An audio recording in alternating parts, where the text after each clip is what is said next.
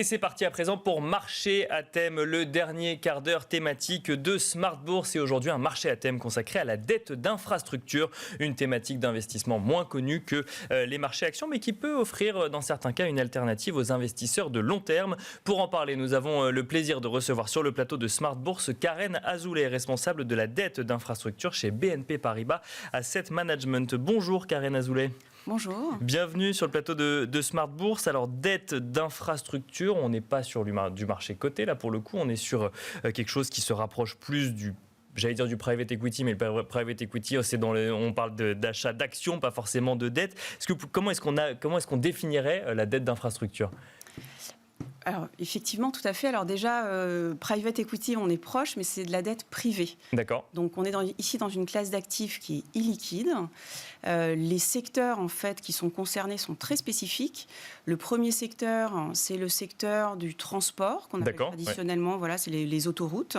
Parce qu'on va financer des infrastructures au niveau d'un État, par exemple, ou d'une région, ou d'une ville. Exactement, voilà. Exactement. Après, aujourd'hui, le secteur du transport s'est un peu transformé, on va dire, dans les objets que l'on finance.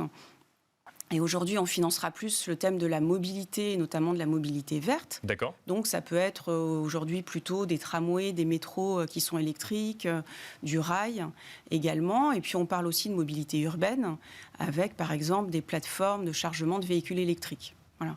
Donc ça, ce sera le premier thème. On a le deuxième thème qui est évidemment un thème très important, qui est le thème de la transition énergétique. D'accord. Oui. Alors, transition énergétique, il y a un peu deux volets. Premier volet, c'est tout ce qui est énergie renouvelable, voilà, de façon classique, éolien, solaire, mais aussi justement la décarbonation de ce qu'on appelle les utilities, et donc tout ce qui est réseau de distribution d'électricité, par exemple, réseau de chaleur.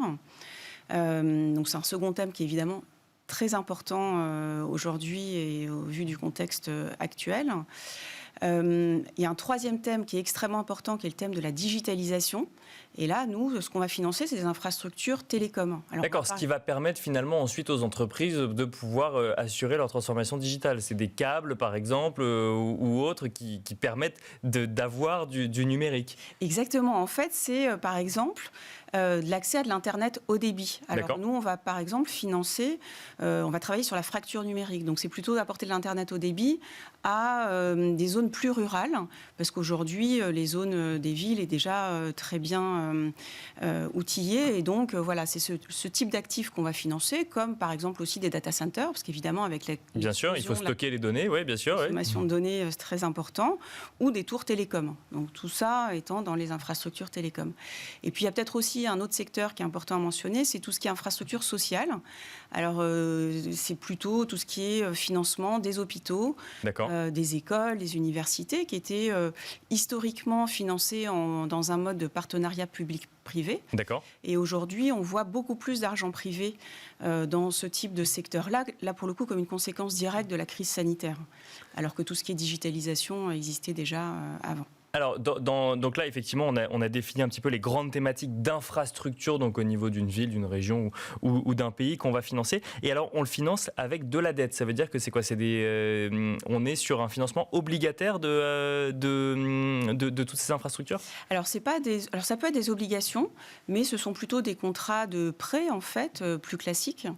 Et ce qu'on finance, alors c'est assez intéressant parce que sur tous ces secteurs, vraiment le dénominateur commun, c'est qu'on finance des actifs qui sont tangibles, qui sont essentiels à la collectivité. Bien sûr. Et qui présentent le plus souvent des fortes barrières à l'entrée. C'est-à-dire que si on finance un réseau de fibre optique, il n'y a pas de raison d'aller qu'un autre constructeur vienne...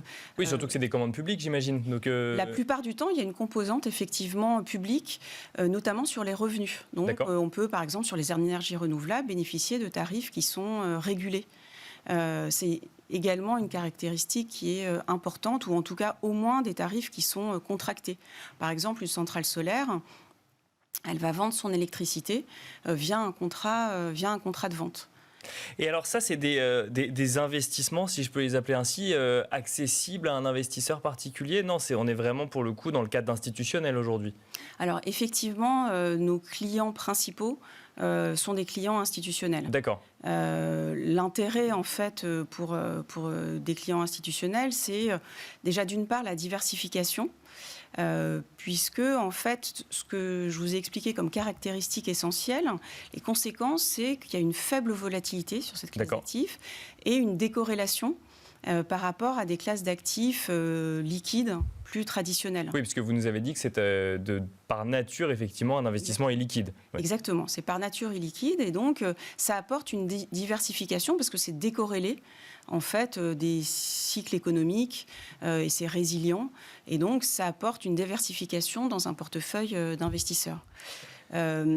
Le deuxième intérêt, c'est aussi, on vend, nous, de la valeur relative.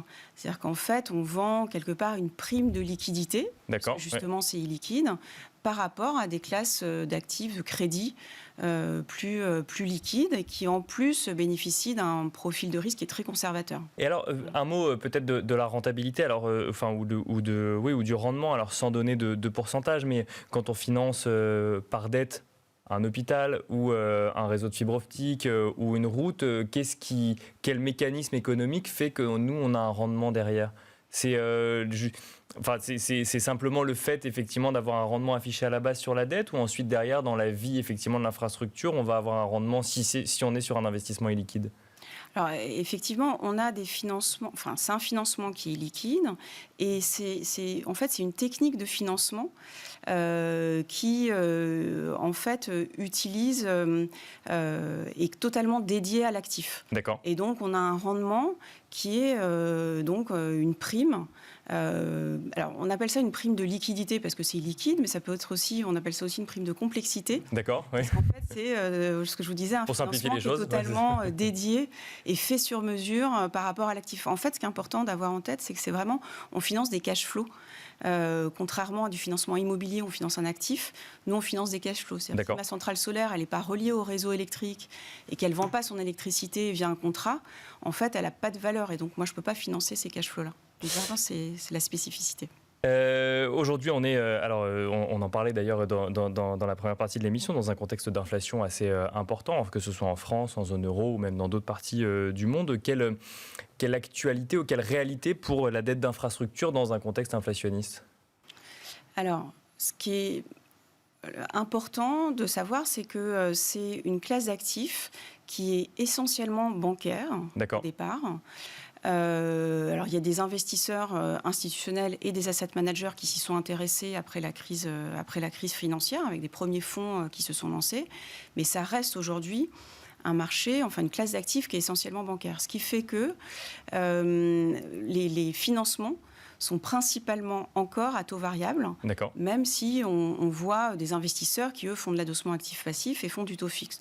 Donc c'est vrai que dans un contexte de remontée très rapide des taux d'intérêt, avoir une classe d'actifs à taux variable qui, en plus, a des revenus qui sont en grande partie indexés sur l'inflation, permet quelque part d'avoir un hedge naturel.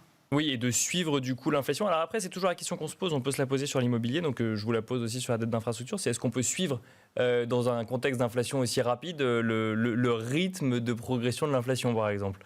Alors, on n'a pas ça dépend évidemment des secteurs dont je vous parlais, des types de contrats, parce que parfois on aura des concessions, parfois on aura des tarifs régulés comme pour les énergies renouvelables. Donc, on a des types de contrats qui sont différents selon les secteurs. Donc, et on n'aura pas systématiquement, en fait, une indexation à 100% sur l'inflation. Mais on aura de par la nature des contrats, ce hedge, parce qu'on aura une indexation qui sera pour une grande partie, donc les revenus seront indexés une grande partie sur l'inflation. Alors, on a évoqué effectivement l'intérêt d'un investissement comme celui-là pour les investisseurs. Je voudrais revenir un petit peu sur les tendances que vous avez mentionnées. Vous en avez mentionné 4. Effectivement, il y a notamment tout ce sujet de transition énergétique. Vous constatez aujourd'hui qu'il y a de plus en plus de projets d'infrastructure en lien avec ce sujet de transition énergétique qui font appel à un financement par dette ? Oui, complètement. En fait, le financement de la transition énergétique se traduit en fait dans notre classe d'actifs par la décarbonation quelque D'accord. part. D'infrastructures existantes. Exactement, ça D'accord. peut être d'infrastructures existantes. Donc quand tout à l'heure je parlais par exemple du rail, donc de l'électrification du rail, c'est quelque part l'électrification du secteur du transport. Donc la mobilité telle qu'on la finance aujourd'hui, c'est vraiment l'électrification du transport et la transition, et ça fait totalement partie en fait de la transition énergétique tout autant que le financement d'énergies renouvelables. Donc financement de nouvelles énergies renouvelables aussi. Exactement. Mais là pour le coup, on reste dans un sujet infrastructure, pas forcément entreprise ou autre. Alors là c'est peut-être plus spécifique à BNP Paribas Asset Management, mais c'est quand on est comme ça sur des sujets où il y a forcément un lien potentiel avec de la commande publique, on est sur des sujets géographiquement en France ou en zone euro, où se situent ces investissements? Alors, chez BNP Paribas Asset Management, on a une stratégie aujourd'hui, en tout cas qui est une stratégie européenne. D'accord. C'est vraiment un marché qui est à minima européen, en sachant que les banques européennes ont toujours été, enfin historiquement, très actives.